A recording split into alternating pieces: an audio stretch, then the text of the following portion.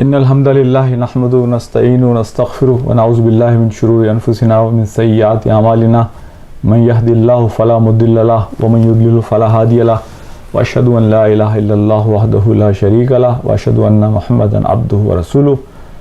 मेरे इंतहाई काबिल एहतराम भाइयों, बहनों और दोस्तों और साथियों, आज सोशल मीडिया के हवाले से मैं आपसे थोड़ी सी गुफ्तगू करना चाहता हूँ, इसलिए कि सोशल मीडिया इस वक्त दुनिया की एक सबसे बड़ी ताकत बन चुका है और सोशल मीडिया का बयानिया हमारे लिए तय करता है कि हमें किस तरह सोचना है, हमें किस तरह रहना है, हमें किस तरह फ़ैसले करने हैं, हमें किस तरह खाना है, हमें किस तरह सारी चीज़ों को अपनी ज़िंदगी की करना है। तो जहाँ ये एक बहुत ताकतवर मीडिया बन गया है, जहाँ इसके बहुत सारे फ़वाइद हैं, वहाँ बहुत सारे इसके नुकसानात भी हैं। ये एक ऐसा टूल है कि जिसको अगर सही तरह से इस्तेमाल किया जाए तो ये बहुत मुफीद है, लेकिन अगर इसके इस्तेमाल में कहीं गलती की जाए, कोताही की जाए, तो ये एक बहुत बड़ा ऐसा हथियार भी है कि जो हमें नुकसान पहुंचा सकता है। आज मैं आपको कुछ चीज़ों के हवाले से कि जो हमारे अपने लिए, हमारे बच्चों के लिए, हमारी फ्यूचर जनरेशन के लिए बहुत सोचने और समझने की चीज़ें हैं, वो बयान करूँगा। सबसे पहली चीज़ तो ये जहन में रखिए कि सोशल मीडिया से पहले हमारे पास बहुत वक्त होता था। लोगों के पास एक टीवी चैनल होता था, उसमें कोई एक प्रोग्राम होता था, लोगों के पास आपस में गुफ्तगू करने का बड़ा वक्त था। लेकिन सोशल मीडिया के आने के नतीजे में हमारे सोशल स्किल्स नीचे गए हैं। समाजी तौर पर हमें लोगों से जो राब्ता करना चाहिए, वो राब्ते की हमारी सलाहियत भी कम हुई है और हमारे पास वक्त भी कम हुआ है। 25 साल पहले एक सर्वे के मुताबिक औसतन दुनिया में हर फर्द के 5 दोस्त होते थे। और जब मैं दोस्त कहता हूं तो दोस्त से मुराद वो है कि जिस पर आप पूरा भरोसा कर सकते हैं, जिस पर आप हर तरीके से एतमाद कर सकते हैं। You can count on him, कि आप अगर किसी परेशानी में हो तो आपको वो सहारा फराहम कर सकता है। 25 साल पहले औसतन हर फर्द के 5 दोस्त थे।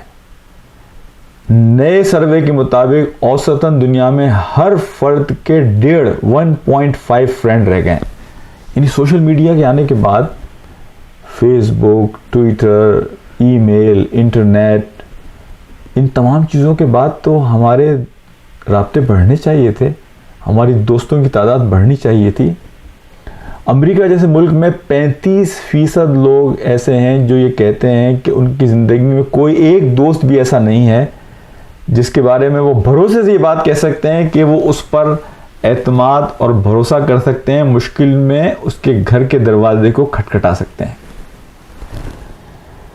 मेरे भाइयों, ये सोशल स्किल ख़त्म होने के नतीजे में ख़ास तौर पर हमारे नौजवान बच्चों के अंदर बहुत तशवीश की हद तक सूरत हाल पैदा हो गई है। हम चीज़ों का फौरी नतीजा चाहते हैं, क्विक फिक्स।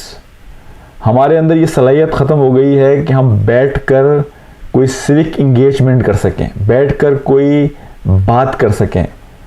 अगर कोई हमारे दरमियान कोई तनाज़ा हो जाए तो हम बैठकर गुफ्तगू के ज़रिए एक महज़्ज़ब अंदाज में मसले को हल कर सकें। हमारे अंदर एक दूसरे का अदब कम से कम होता जा रहा है। हमारे बच्चों में डाइवोर्स रेट बढ़ रहा है, इसलिए कि अब वो सोशल मीडिया की वजह से जो ह्यूमन टू ह्यूमन टच है ज़िंदगी का, वो बिल्कुल ख़त्म होकर रह गया है। तो अब ये समझ के इंसान जब सामने बैठा हो तो उससे गुफ्तगू कैसे करनी है, बात कैसे करनी है, उसकी फीलिंग्स का एहसास कैसे करना है। इसलिए कि सोशल मीडिया पर आप किसी की फीलिंग्स को नहीं देखते, तो आपके पास जो भी अल्फाज आ रहे होते हैं आप एक दूसरे के साथ कर रहे होते हैं, जिसके नतीजे में आप लोगों की फीलिंग्स को हर्ट करते हैं, आप लोगों के दिलों को ज़ख्मी करते हैं। आपको क्योंकि फ़िक्र नहीं है कोई कंसिक्वेंसेस की कि इसकी ख़राबियाँ क्या पैदा होंगी। सोशल मीडिया पे कोई चीज़ फौरी तौर पर आपके सामने नहीं आती, लेकिन वो चीज़ें आहिस्ता आहिस्ता पकती रहती हैं। वो जिसे कहते हैं ना compound effect, pressure cooker effect, ice ball effect, कि वो पक कर आहिस्ता आहिस्ता फिर वो एक बम की तरह ब्लास्ट होती हैं। तो हमें बड़ी तशवीश होनी चाहिए अपने बच्चों के हवाले से और हमें ख़ुद अपने हवाले से। और ये जो मैं बात कर रहा हूँ आपके सामने, ये हम में से कुछ लोगों को ये बात पसंद नहीं आएगी और हमारे नौजवान बच्चों में अक्सरियत को ये बात पसंद नहीं आएगी, लेकिन ये एक ऐसी हकीकत है कि अगर हमने इसका आज मुकाबला करने की कोशिश नहीं की और इसकी करेक्शन की कोशिश नहीं की, इसकी तस्हीह नहीं की, तो हमें आगे चलकर जो मसाइल नज़र आ रहे हैं। मैं ख़ुद अमेरिका में प्रैक्टिस करता हूँ, बच्चों का मैं डॉक्टर हूँ। रोज़ाना मैं सैकड़ों फैमिलीज़ के साथ मेरा वास्ता पड़ता है। अपनी इस्लामिक कम्युनिटी के अंदर मैं जो फैमिली काउंसलिंग भी करता हूँ, लोगों से मिलता हूँ, पूरी दुनिया में सफ़र करता हूँ।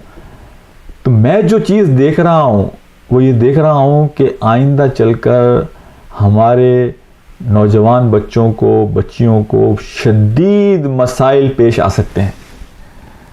अच्छा, इसका एक और नुकसान जो सोशल मीडिया का हो रहा है कि हमारी वैल्यूज़, हमारे मोरल्स, और उसमें कोई मुस्तस्ना नहीं है, बड़े भी और छोटे भी, हमारे मसाजिद के लोग भी और जो लोग मसाजिद के बाहर के लोग हैं। इस सोशल मीडिया ने हमारी अखलाकी अक़दार को, हमारी वैल्यूज़ को, हमारे मॉरल्स को बुरे तरीक़े से ख़राब किया है, बुरे तरीक़े से करप्ट किया है।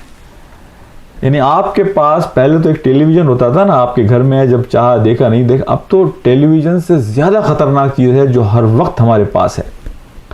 अमेरिका में एक स्टडी है जिसके मुताबिक हर अमेरिकन औसतन 150 मरतबा अपना फ़ोन चेक करता है। यानी वक्त का ज़िया तो अपनी जगह है, यानी वक्त की तो अब वैल्यू रही नहीं, और फिर हम शिकायत करते हैं कि हमारे पास वक्त नहीं है। इसलिए हमारा वक्त उन चीज़ों पर सर्फ हो रहा है कि जिन चीज़ों पर हमारा वक्त सर्फ नहीं होना चाहिए था। जो बात मैं आपसे ये कर रहा था हमारी अक़दार, मॉरल वैल्यूज़ के हवाले से, बखुदा इस सोशल मीडिया ने हमारी आँखों को ख़राब किया है, हमारे जहनों को ख़राब किया है, हमारी सोचों को ख़राब किया है, हमारी इबादत को ख़राब किया है। नबी पाक सल्लल्लाहु अलैहि वसल्लम की एक हदीस है जिसमें आपने फरमाया सल्लल्लाहु अलैहि वसल्लम कि मोमिन अपने आप को जलील नहीं कराता। सहाबा ने पूछा, अल्लाह के रसूल, मोमिन अपने आप को जलील कैसे कराएगा? आपने फरमाया कि तुम अपने आप को ये सोच कर कि मैं बहुत ताकतवर हूँ, बहुत मजबूत हूँ, तुम अपने आप को बग़ैर किसी वजह के किसी आजमाइश में डालते हो, और जब वो आजमाइश तुम पर आती है तो तुम्हारी कमज़ोरियाँ ज़ाहिर होती हैं, और उस कमज़ोरियों के ज़ाहिर होने के नतीजे में तुम जलील होते हो। हम और आप सुबह शाम ये कर रहे होते हैं कि सोशल मीडिया पर अकेले हैं, रात को 2 बज रहे हैं, कमरे में मैं अकेला हूँ, सोशल मीडिया मेरे सामने है, और मैं ये सोचता हूँ जी मेरा ईमान तो बड़ा मजबूत है, मैं 5 वक्त नमाज़ें पढ़ता हूँ और मैं रोज़े भी रखता हूँ जनाब, और मैं ये भी करता हूँ, और मैं इस्लामिक सेंटर भी जानता हूँ और कुरान का मुताला भी करता हूँ, तो ये सोशल मीडिया की ये तस्वीरें और ये चीज़ें ये मुझ पर कोई असर नहीं करेंगी। और फिर जब हम अपने आप को एक्सपोज करते हैं तो फिर हमारी कमज़ोरियाँ ज़ाहिर होती हैं और हम ज़िल्लत और रुसवाई का सामना करते हैं। मेरे भाइयों, मेरे दोस्तों, मैं आपसे यही दरख्वास्त करूँगा कि आज हमारे पास वक्त है कि हम अपनी चीज़ों को कंट्रोल करने की कोशिश करें। इस सोशल मीडिया की वजह से क्या हुआ है कि लोगों को अकेला रहने की आदत हो गई है, और ये जो अकेलापन है ये दुनिया का सबसे ज़्यादा तेज़ी के साथ फैलने वाला मर्ज़ बनता जा रहा है। आपको हैरत होगी कि अकेलेपन, लोनलीनेस की वजह से दुनिया में इस वक्त जितने लोग ख़ुदकुशियाँ कर रहे हैं, ब्रेस्ट कैंसर के नतीजे में भी इतने लोग नहीं मरते। तो मैं आपसे दरख्वास्त करूँगा, चंद चीज़ें कहूँगा कि चंद चीज़ों को अपने घर में, रिगार्डलेस कि आपका घर कोई बहुत बड़ा इस्लामी घर है, आप बहुत प्रैक्टिसिंग लोग हैं, या आपका घर एक मीडियोकर घर है, रिगार्डलेस अक्रॉस द बोर्ड तमाम लोगों के लिए अपने घर समेत मैं ये बात कहता हूँ कि हमें कुछ उसूल इख्तियार करने होंगे। सबसे पहला उसूल तो यह है कि सोशल मीडिया पर वक्त को कोई चेक करे, हम मॉनिटर करें कि हम कितना वक्त उस पर गुजारते हैं। अब तो बहुत सारी सॉफ्टवेयर आ गई हैं जो मॉनिटर कर सकती हैं कि आपने कितना वक्त गुजारा और कौन से साइट पे गुजारा। नंबर 2, घर के तमाम अफराद जो फ़ोन इस्तेमाल करेंगे उसमें कोई ऐसा पासवर्ड नहीं होगा कि जो एक दूसरे से छुपा हुआ हो। अगर मैं वालिद की हैसियत से एक फ़ोन इस्तेमाल करता हूं और मेरे बच्चे मेरे फ़ोन को देखना चाहें तो वो किसी वक्त भी मेरे फ़ोन को देख सकें।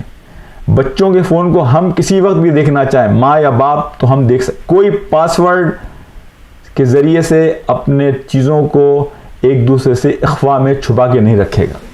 नंबर 3, सोशल मीडिया के हवाले से ये बात जहन में रखें कि बच्चों को कभी भी, और खुदा ये बात मैं नहीं कह रहा हूँ, मैंने हज़ारों उलमा से, शयूख से, सोशल मीडिया के लोगों से, फैमिली काउंसलर्स के ज़रिए से, साइकोलॉजिस्ट के ज़रिए से ये बात सीखी है कि बच्चों को उनकी उम्र कुछ भी हो, उन्हें सोशल मीडिया, इंटरनेट एक्सेस उनके कमरों में अकेले न दें, उनके कमरे में अकेले मीडिया एक्सेस न दें।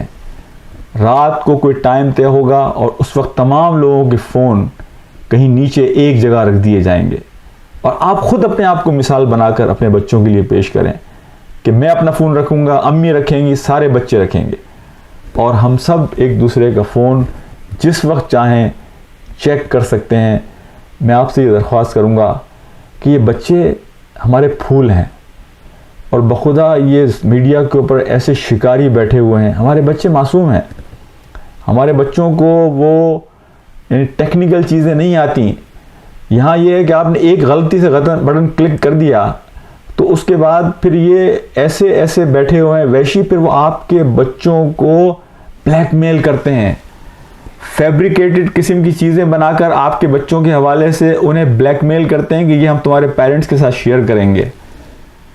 अपने बच्चों को ये एतमाद भी दीजिए कि अगर कोई आपको किसी वक्त ब्लैकमेल करने की कोशिश करे, आप हमारे पास आएँ और हम आपकी बात पर यकीन करेंगे, हम किसी और की बात पर यकीन नहीं करेंगे। अपने बच्चों को ये एतमाद दें ताकि ये लोग कि जो मीडिया पर बैठकर शिकार करने की कोशिश करते हैं, हमारे बच्चों को मिसयूज़ करने की कोशिश करते हैं, उन्हें ट्रैप करने की कोशिश करते हैं, हमारे बच्चों के पास हमारे दरवाज़े खुले हों ताकि वो किसी वक्त भी मसला उनको पेश आए वो हमारी तरफ लौट सकें।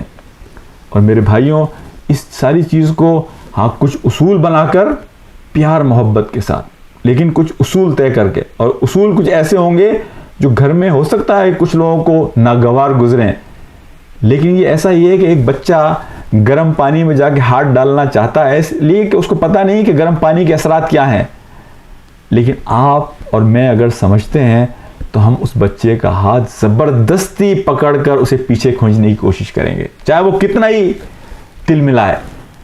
मैं आपसे दरख्वास्त करूँगा कि इस वीडियो में जो बात मैंने आपसे शेयर की है, बखुदा अल्लाह को हाजिर नाजिर जान के कि हमें अपने बच्चों से मोहब्बत है, हम चाहते हैं कि इनकी हिफाजत करें और इसीलिए ये सारी चीज़ें मैं आपसे शेयर कर रहा हूँ। अल्लाह ताला हमारा हामी व नासिर हो। अस्सलामु अलैकुम व रहमतुल्लाहि व बरकातुहू।